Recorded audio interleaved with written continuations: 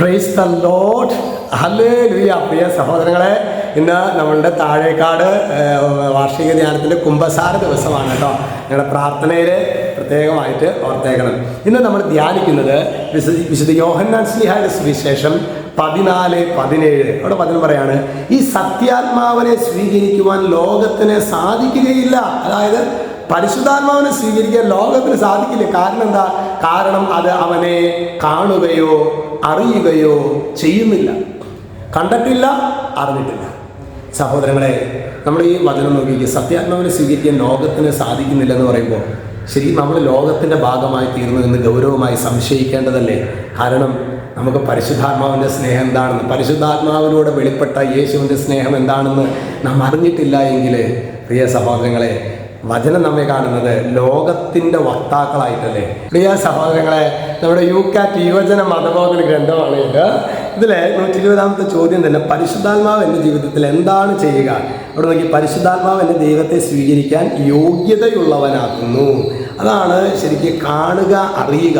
പരിശുദ്ധാത്മാവാണ് നമുക്ക് ശരിക്കും ഇത് യേശുവിൻ്റെ സ്നേഹം അറിയാൻ പ്രാപ്തനാക്കുന്നത്.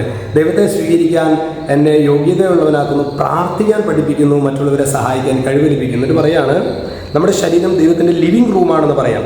നമ്മളുള്ള പരിശുദ്ധാത്മാവിനോട് നമ്മൾ എത്രമാത്രം തുറവിയുള്ളവരായിരിക്കുമോ അത്രമാത്രം അവിടുന്ന് നമ്മുടെ ജീവിതത്തിൻ്റെ യജമാനനായി. പരിശുദ്ധാത്മാവിനോടുള്ള തുറവിയും ആത്മാവിനാൽ നമ്മുടെ ജീവിതം നയിക്കപ്പെടുന്നതും തമ്മിൽ ഭയങ്കര ബന്ധമുണ്ട്. പരിശുദ്ധാത്മാവിനോട് നമുക്കൊരു തുറവിയില്ലേ പ്രിയ സഹോദരങ്ങളെ? ആത്മാവിൻ്റെ ആ ഒരു അനോയിൻറ്റിങ് നമുക്ക് അനുഭവിക്കാനായിട്ട് സാധിക്കില്ല.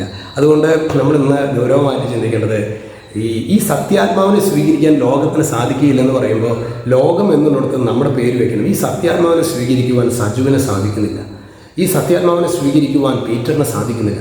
ഈ സത്യാത്മാവിനെ സ്വീകരിക്കുവാനായിട്ട് എൽസിക്ക് സാധിക്കുന്നില്ല. കാരണം എന്താ സഹോദരങ്ങളെ? കാരണം അത് അവനെ കാണുകയോ അറിയുകയോ ചെയ്യുന്നില്ല.